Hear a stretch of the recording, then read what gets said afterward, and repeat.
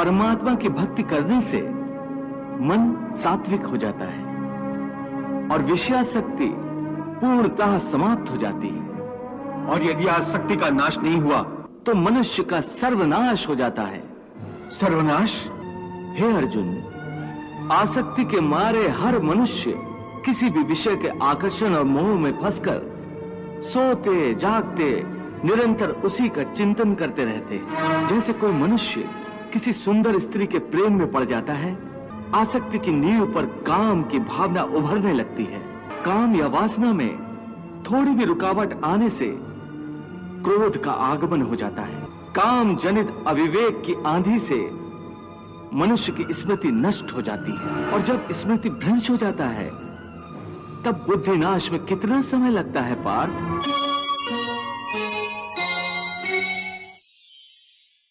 हे मधुसूदन, तुम कहते हो कि सर्वव्यापी परमात्मा की शरण में आओ, परंतु उस परमात्मा का स्वरूप क्या है? मुझे अपना वो स्वरूप बताओ जिसकी पूजा की जाए, क्योंकि संसार में भिन्न भिन्न लोग भिन्न भिन्न देवताओं की पूजा करते हैं। क्या वो पाप है? नहीं अर्जुन, पूजा कभी पाप नहीं होती और जो प्राणी भिन्न भिन्न देवताओं की पूजा करते हैं वो भी वास्तव में मेरी ही पूजा करते हैं, क्योंकि इस विश्व के कण कण में मैं ही समाया हुआ हूं। ज्ञानी जन अपने ज्ञान चक्षुओं से मुझे हर जगह हर प्राणी के अंदर देख सकते हैं। एक विद्वान ब्राह्मण में भी मैं हूं तो एक चांडाल के अंदर भी मैं हूं, गौ में भी मैं हूं तो एक कुत्ते में भी मैं हूं, हाथी में भी मैं हूं तो चूंटी में भी मैं हूं। विद्या विनय संपन्ने ब्राह्मणे गवि हस्तनी शुनि चैव स्वपाके च पंडिता समदर्शिना। हे पार्थ, इसीलिए अपनी अपनी श्रद्धा के अनुसार प्राणी जिस जिस रूप में भी मेरी पूजा करते हैं वो मेरी ही पूजा करते हैं। इसलिए जो जो सकामी पुरुष जिस जिस देवता के स्वरूप को श्रद्धा से पूजना चाहते हैं, मैं उस भक्त की उस देवता के प्रति श्रद्धा को स्थिर कर देता हूं। यो यो याम याम तनुम भक्तः श्रद्धार्चितुमिच्छति तस्य तस्याचलाम श्रद्धाम तामेव विदधाम्यहम्। इस प्रकार बहुत से जन्मों के पश्चात उसे जब ये ज्ञान हो जाता है कि इस सारी सृष्टि में मुझ वासुदेव के सिवाय और कुछ नहीं है, तो ऐसा ज्ञानी महात्मा अंततः मुझे ही प्राप्त होता है। परंतु हे अर्जुन, ऐसा महात्मा अति दुर्लभ है। कलयुग में मनुष्य की विचारधारा इससे भी गिरी हुई होगी। मनुष्य दूसरों के दुख में अपना सुख ढूंढेगा, अपने परिवार का पेट पालने के लिए दूसरों की हत्या करने में भी उसे कोई ग्लानि, कोई पश्चाताप नहीं होगा। दूसरों के रक्त में सनी हुई रोटी वो स्वयं भी खाएगा और अपनी संतान को भी खिलाएगा। पार्थ, स्थित प्रज्ञ महापुरुष सुख दुख प्रत्येक अवस्था में आत्मिक शांति प्राप्त कर लेता है। परम आनंद में लीन होने से ऐसे मनुष्य को दुख और सुख कभी विचलित नहीं करते। ऐसे स्थित प्रज्ञ मनुष्य का मन उस दिए की भांति होता है जिसकी लौ स्थिर होती है, कभी डोलती नहीं। मेरा अंतिम उपदेश बस इतना ही है कि अब तक जो मैंने तुम्हें ज्ञान, कर्म अथवा योग आदि की शिक्षा दी है, सब भूल जाओ और समस्त धर्मों को भुलाकर केवल मेरी शरण में इस प्रकार आओ जैसे कांटों से लहूलुहान और कीचड़ से लथपथ एक बालक रोता रोता भागकर अपनी बुद्धि पर भरोसा करने में भी खतरा है, इसलिए कि विनाश काल आने पर तो मनुष्य की बुद्धि भी भ्रष्ट हो जाती है। अर्थात जब विपरीत समय आता है तो मनुष्य की अपनी बुद्धि ही उसे गलत रास्ते पर ले जाती है। हे मधुसूदन, मनुष्य न तो अपने मन की इच्छा अनुसार कर्म करे, न ही बुद्धि की सलाह माने, तो फिर मनुष्य बेचारा करे तो क्या करे? ऐसी स्थिति में अपनी प्रवृत्ति के विरुद्ध कोई कैसे जीवन व्यतीत करेगा? हे मधुसूदन, मुक्ति और मोक्ष का रास्ता अपनाने के लिए कोई मनुष्य अपनी प्रवृत्ति को कैसे बदल सकता है? इसका कोई तरीका मुझे बताओ। प्रवृत्ति को बदलने से पहले यह जान लेना आवश्यक है कि प्रवृत्ति कैसे बनती है। अर्थ जो कर्मयोगी होते हैं वो आसक्ति छोड़कर कर्म की सफलता और विफलता में समबुद्धि से काम लेकर योग द्वारा परमात्मा पर आस्था रखकर कर्म करते हैं। इसे ही समत्व योगा कहते हैं। हे पार्थ, ईश्वर को समर्पण करने की भावना से किया हुआ कर्म फल प्राप्ति की कामना से किए हुए कर्म से कई गुना अधिक श्रेष्ठ है। ज्ञानी पुरुष कर्म फल की आशा किए बिना समबुद्धि योग द्वारा कर्म करते हैं और पाप पुण्य आदि भावनाओं से मुक्ति पाते हैं। पार्थ, तुम भी ऐसी भावनाओं से मुक्त हो जाओगे जब तुम समबुद्धि कर्म का आचरण करोगे। योगस्था कुरु कर्माणि संगम त्यक्त्वा धनंजय सिद्धि असिद्ध्यो समो भूत्वा समत्वम योग उच्यते। एक बात ध्यान में रखो, फल की वासना से फल पर ही दृष्टि रखकर कर्म करने वाला सकाम मनुष्य उत्तम कर्म करने पर भी कर्मयोगी नहीं हो सकता। ऐसे मनुष्य को ख्याति आदि लाभ प्राप्त हो सकते हैं, किंतु उसे परमात्मा और शांति प्राप्त नहीं हो सकती।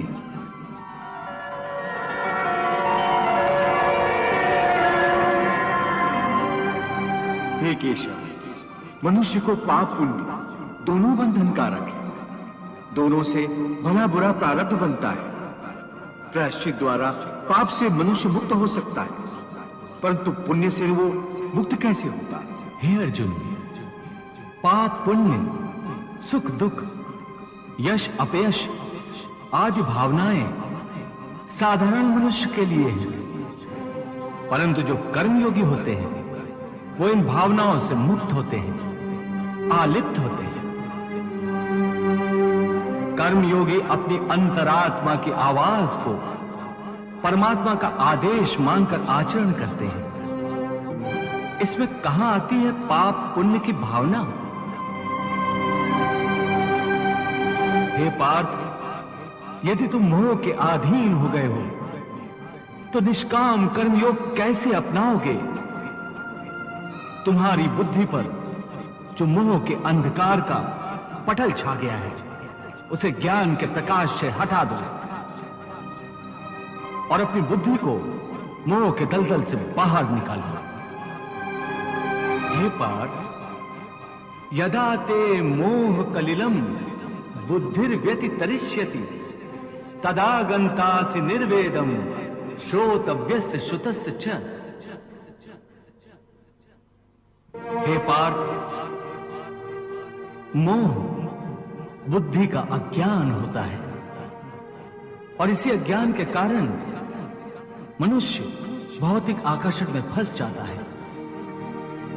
वो जानता नहीं कि देह तथा समस्त भोग नश्वर है, मिथ्या है। जब मनुष्य सत और असत अथवा नित्य और अनित्य का भेद जान जाता है तब वो निरासक्त हो जाता है।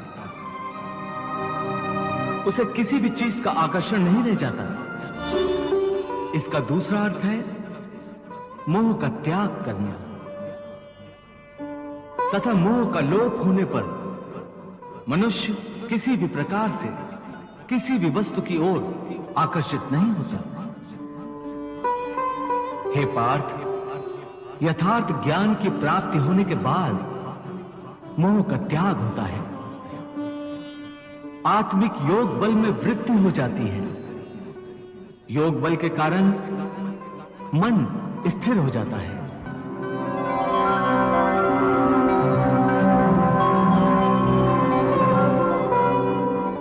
और स्थित प्रज्ञ होने के कारण मनुष्य का परमात्मा के साथ योग हो जाता है।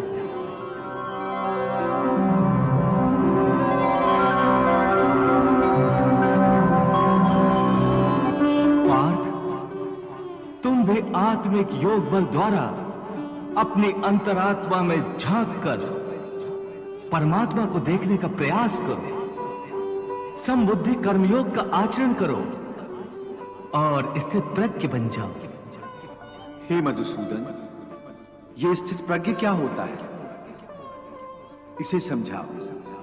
पार्थ, दुख भोगते हुए भी जिसके मन में उद्वेग नहीं होता और न ही जो सुख की लालसा रखता है तथा जिसके हृदय में क्रोध, मोह, भय आदि विकारों के लिए कोई स्थान नहीं होता, वो मनुष्य स्थित प्रज्ञ है। दुखेषु अनुद्विग्न मनाः सुखेषु विगत स्पृहा वीत राग भय क्रोधा स्थित धीः मुनिरुच्यते। हे पार्थ, स्थित प्रज्ञ महापुरुष सुख दुख प्रत्येक अवस्था में आत्मिक शांति प्राप्त कर लेता है। परम आनंद में लीन होने से ऐसे मनुष्य को दुख और सुख कभी विचलित नहीं करते। ऐसे स्थित प्रज्ञ मनुष्य का मन उस दिए की भांति होता है जिसकी लौ स्थिर होती है, कभी डोलती नहीं।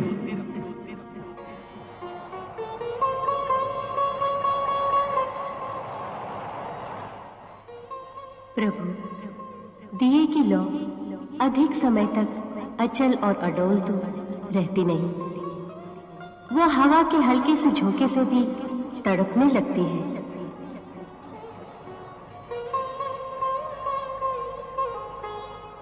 हाँ देवी पार्वती, प्रभु श्री कृष्ण यही तो समझा रहे हैं कि मनुष्य का मन कामनाओं की आंधी में रखे हुए एक दीपक की तरह होता है।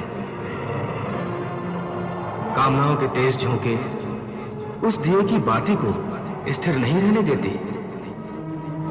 प्रभु ये उपदेश दे रहे हैं कि मन को स्थिर रखने के लिए मन की कामनाओं को लगाम देना चाहिए। यदि कामना को लगाम न दी जाए तो एक कामना से दूसरी, फिर दूसरी से तीसरी कामना जन्म लेती रहती है और यह सिलसिला कभी खत्म नहीं होता। जैसे जब किसी व्यक्ति के पास घर न हो तो वो मनुष्य एक झोपड़ा की कामना करता है।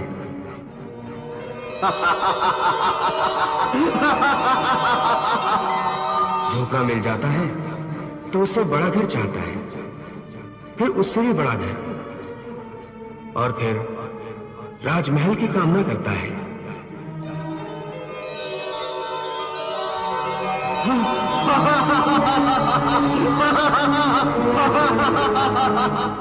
उसकी एक ही कामना असीम रूप लेकर बढ़ती रहती है। तो फिर मनुष्य इन कामनाओं को कैसे लगाम दे सकता है? इसका सही और सरल उपाय यह है कि मनुष्य मन में संतोष पैदा करे। जहां जिस अवस्था में जिस क्षण में उसे संतोष प्राप्त हो जाए, वहीं उसी क्षण में प्राणी सुखी और शांत हो जाएगा।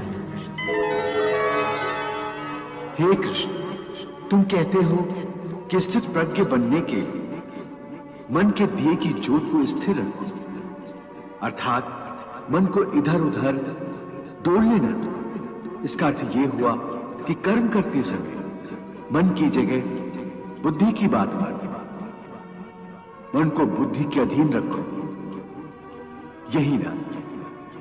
नहीं अर्जुन, केवल बुद्धि पर भरोसा करने में भी खतरा है, इसलिए कि विनाश काल आने पर तो मनुष्य की बुद्धि भी भ्रष्ट हो जाती है। अर्थात जब विपरीत समय आता है तो मनुष्य की अपनी बुद्धि ही उसे गलत रास्ते पर ले जाती है।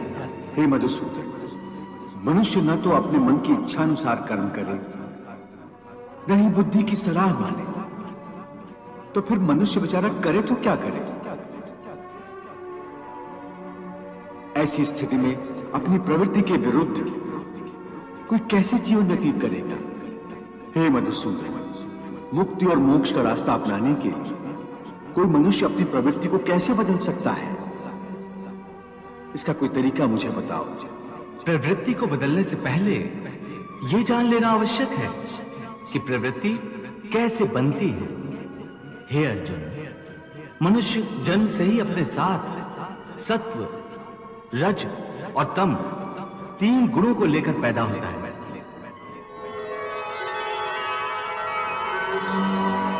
इस सृष्टि की रचना इन्हीं 3 गुणों के आधार पर की गई है।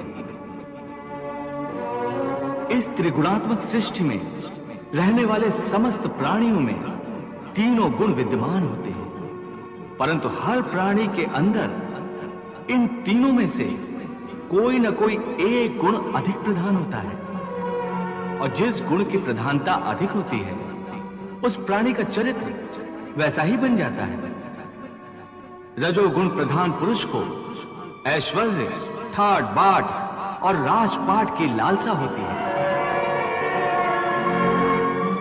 तमोगुण वाला आलसी और प्रमादी होता है। द्वेष, क्रोध जैसी नकारात्मक भावनाएं उसमें कूट कूट कर भरी हुई होती हैं। और सत्व गुण वाला? सत्व गुण ही उत्तम गुण है। सात्विक मनुष्य सीधा और सच्चा होता है।